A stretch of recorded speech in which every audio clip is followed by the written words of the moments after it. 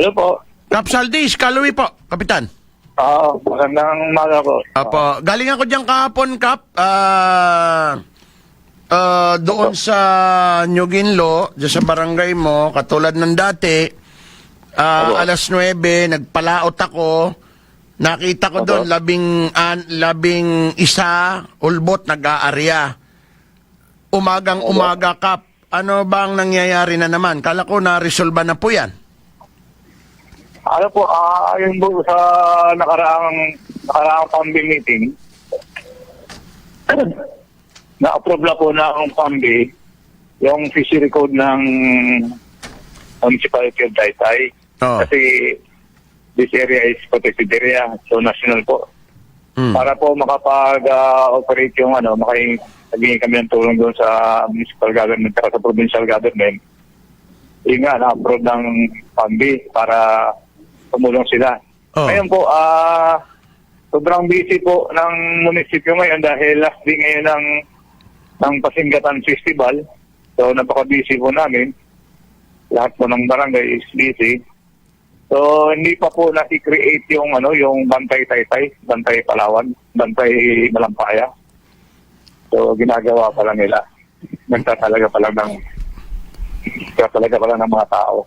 Ang tagal, Kap. Taon So, na yan ito. po yung update. Ang tagal gumalaw. Ang tagal gumalaw, Kap. Ang tagal. Medyo ganun po. Pero yung mga may uniforms, nandito po sila. Saan? Actually po, PSP ko sila dito sa New Ginlo Oh. para tulungan nga yung Kap, tulungan. Kap, totoo ba na, sino yan? Mga Marines ba yan? O Coast Guard? Yun nandyan. Ano po, Coast Guard po. Oo. Yung Coast Guard, Coast Guard po, tsaka sa Manila Police, Municipal Police Station. Police. Totoo ba na yung mga Coast Guard na yan nandyan lang daw sa Barangay Hall? At hindi naman dapat doon sila nagbabantay sa marami naman lugar doon na pwedeng na pwedeng paglagyan. Sa ngayon po, nakaraan po, umalis sila dahil may seminar daw sila. Oh. Umalis po muna sila. Ngayon po, tumawag sila kahapon sa akin. Dahil karating ko lang ako galing Taytay, busy side. So, mag-i-stay raw sila, nagpaalam ulit, sabi ko, okay naman yung dating lugar, yung dating pwesto na pag-guys sa nyo. Kung saan kayo mag-quarters, yun doon po sa may barangay hall sa tabi, bahay tuluyan. Bakit yan So, sila bakit sila diyan magko-quarters? Bakit diyan magko-quarters? Kasi kitang-kita naman sila diyan eh. Dapat doon sila sa may dagat doon sa ngayon po kasi wala silang mapermihan. Oh. Kaya for the meantime, diyan muna sila pagka wala silang operation, diyan sila. Ngayon kapag may operation sila, umaalis. So hindi naman po may go signal naman po yung barangay. Kaya hindi na po sila nagpapaalam. Kasi ganito, Kap. Walang mangyayaring wala pong mangyayaring pagsusurpresa na mahuli to mga to kasi kitang-kita sila sa barangay hall, maglagay lang maglagay lang ng isang tao diyan na pag lumakad sila, sige na, tabi na kayo, paalis na yung Coast Guard dito sa barangay. Dapat naka-covert yan, hindi yung nakabuyang-yang diyan sila. Wala rin silbi yan kung nandiyan sa barangay hall yan. Nasa sa kanila naman po yun eh. Kasi sila naman po yung naatasan doon eh. Oh. So, ako po kasi sobrang busy ko na. Karating ko lang din galing Maynila nang nag-convention kami ng Alga. And then, pagkatapos po, dire-diretso na po yung events dito sa bayan. So, gabi na ako nakakauwi. Maaga ako alis. Gabi na ako nakakauwi. Naintindihan ko, Kap. Alam mo, sa barangay mo, nakuha ko na yun. Sa tagal ko na rin nagko-cover dyan. Hiwalay na yan eh. Hiwalay na. Meron nagbobobo lang. Meron naguhulbot-tulbot pang alimasag. May nagtutrol. Meron ding mga nagliligal na baklad. So, nahahati yan eh. Actually, may pinasa na nga itong mga to na tanggalin yung isang si Pres Emily, no? Na ang ano ko lang diyan, ang barangay sana sa mga ganyang petisyon wag makialam.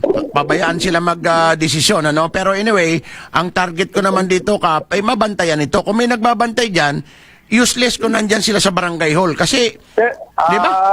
Mabanggit ko lang yung tungkol doon kay Emily, no? Kasi po, hindi naman pwede namin baliwalain yung sulat ng mga Fisher Talks na nakapirma. So, ang ginawa po namin, pinag-usapan namin yung posisyon ng barangay noong nakaraan. So, yun nangyari po, para ma-address po yung concern nila, napagkasunduan ng council na magpatawag po ng meeting bukas, alas 2, after ng issue namin. Oo.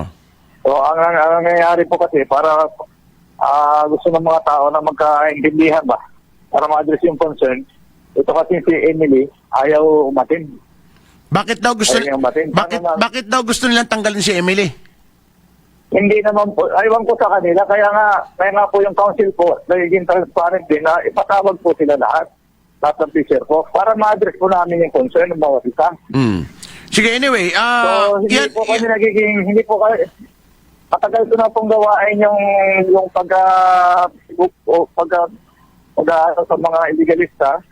So, ako naman, gusto ko lang maging patas na marinig ko ba yung mga paliwanag ba nila.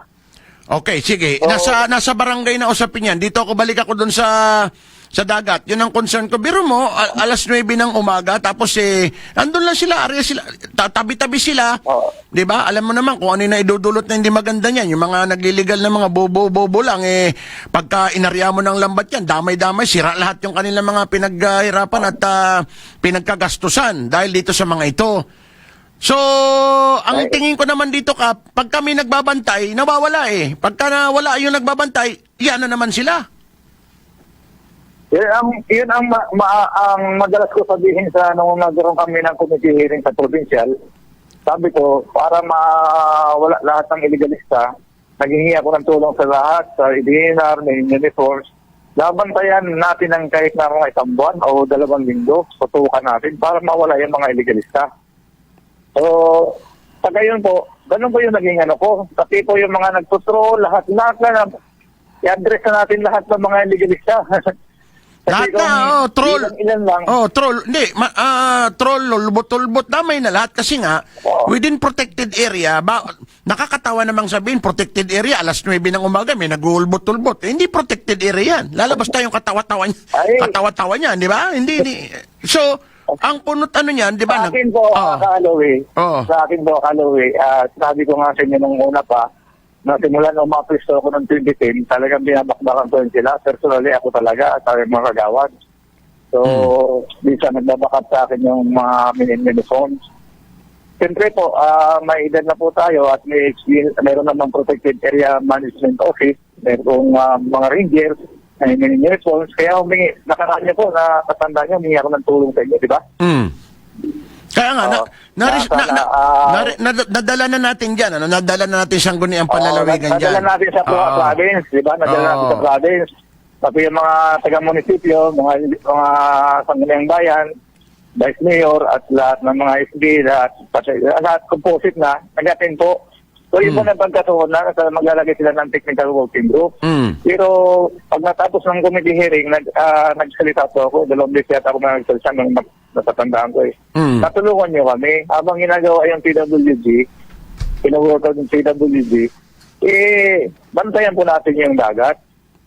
Kasi wala na akong problema sa taas sa bundok Nasupil na namin noon yan So yung dagat na lang ang nagiging problema ko. I-address na natin lahat ng illegalista, lahat troll, holbot.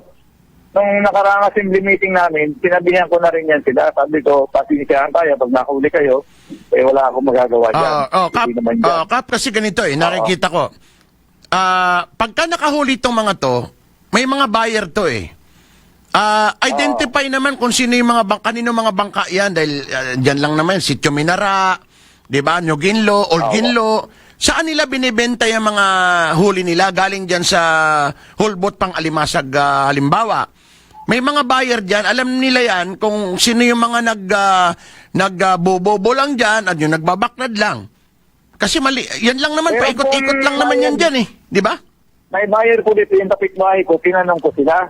Tinanong ko yung kaibigan ko. Sabi niya, yan ang problema. Hindi kami bumibili at hindi namin tinutolerate yung ganyan na panghuli ng alimasag na ganyan.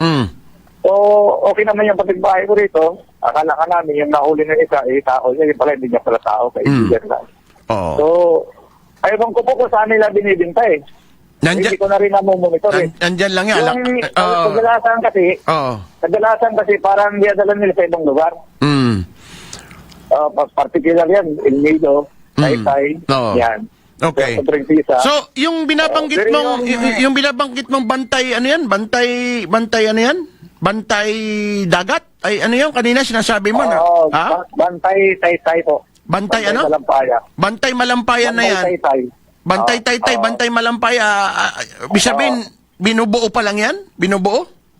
Opo, no, kasi na-create pa lang yan simula nung ma-approve sa PAMBI. Oo. Ngayon po, ginagawa nila yung mga guidelines. Pagka alam mo yan, ginubuo yung IIR. So, ginagawa nila at hindi pa nare-receive ng MAU office. Kasi nung mahuli, ang tagal naman ng... Sinong Mau? Si Mau pa rin? So, dapat ma-resolve ba na kaagad yan as soon as possible? Nung mahuli, Kaloy, Oo. nung mahuli, pinasa ng police station doon sa MAU. So sabi ng MAU, hindi pa raw nila saklaw. Pero ang sa akin sana, pwede na sigurong maging saklaw yun. So as an opinion lang dahil na-approve naman sa PAMBI. Ang naging problema yata, wala pa yung mga guidelines. Sus, guidelines. Yung protected area, pag nag-declare ka ng isang protected area, di ba, meron niya mga IRR na rin. Ngayon, doon sa implementation, halimbawa, kung protected area yan, di po protektahan mo. Ngayon, pag kami nag-illegal at lumabag doon sa sinasabing hindi mo dapat gawin yan kasi protected area, anong gagawin? May kakasuhan ba? Nasa IRR eh. Di ba? Actually, ang ginagawa ng PAMBI na yan, yung technical working group na yan kung IRR ang gagawin, wala pa bang IRR nung dineclare na protected area yan? Di ba mayroon yan dapat? Area, kasi saklaw na ni Pamo yun, di ba? Ni? Saklaw na ni Pamo. Paso, andun ng dinar. So, pagdating doon, siyempre mayroon namang guidelines sa IRR yun. Oo. Ang ang binabanggit ko kay Mau. Kay Mau po. Kaya hindi pa ma-accept siguro. Hindi nga, kaya nga itong si PAMBI chairman, DENR, hindi ko rin maintindihan, may IRR na yan, i-implement na lang nila. O, iyang sa inyo naman, sa munisipyo o diyang Kimao, kung anong IRR na naman yan, anong gagawin. Kung may violation, mumultahan ba yan, ikukulong o papaano. Pero doon sa taas, di ba, sa taas, Noong nakaraan po, Kaloy, yung nakahuli na isa, dinala sa pwersa yun at nagpiyansa. Oo. Kaya nga. Nagpiyansa po yun. Oo. So kung ganun siya, kung ano yung violation niya, itong mga ito, ganun din ang violation niya. Ang violation nila. Pare-parehas, di ba? Kaya nga. So mayroon kang i-implement na IRR dahil yung isa nga nasampula na. So kung ano yung ginawa sa kanya, kung anong ginawa sa kanya ng mga nakahuli, kung sino yung mahuhuli ulit, ganun din yun, di ba? Rin po yun. So merong sige po. Ngayon po ay nagpiyansa po yung kapag-alam ko nagpiyansa. Nagpiyansa yung dalawang yung magama na nahuli. Yun na nga. So na-inquest po yun, na-inquest. Kung nakasuhan sila, maaring pwedeng gawin yan dito sa mga ito. Di ba? So, hindi na natin pwedeng... Oo nga, Kap. Ang sinasabi mo kasi, wala pa yung yung IRR nitong Bantay Taytay. Oo. Spekulasyon ko lang yun na baka wala pa yung IRR. Oo. Diba? So, hindi pa kami nagkakausap ni Mau kasi may mga nakasit na PAMBI meeting. Oo. Siyempre, marireview yun, 30 minutes. Doon na ako magtatanong kung ano na yung nangyayari. So, Kap, kahit wala pa yung Kung wala pa yung IRR ni Mau, pwede namang ipatupad yung nandoon naman sa PAMBI na kung saan kinasuhan yung iba. So, mayroon tayong basihan para hulihin yung mga yan at kasuhan. Dahil may nakasuhan na nakapiyansa nga. Ibig sabihin, ang proseso po ni PAMBI at ni PAMO at ng DNR, continuous po yung nila. Pag may nahuli, kaso. Kaso po yan. So, sa ngayon po, sobrang busy ko sa medyo nabalitaan ko nga na pupunta kayo dyan. Kasi tumawag din sa akin yung Coast Guard at tatanong ko lang kung tuloy yung punta ni Salawi dyan. Nandun ako kahapon. Sinugod ko, 15 sila. Matras lang ako kasi baka magkahiyaan pa doon sa dagat. Pero kitang-kita talaga na ganung oras nandun sila. At hindi lang gabi, hindi lang araw, pati gabi. Kapitan. Okay, sige. Andiyan pa? Hello, Kap?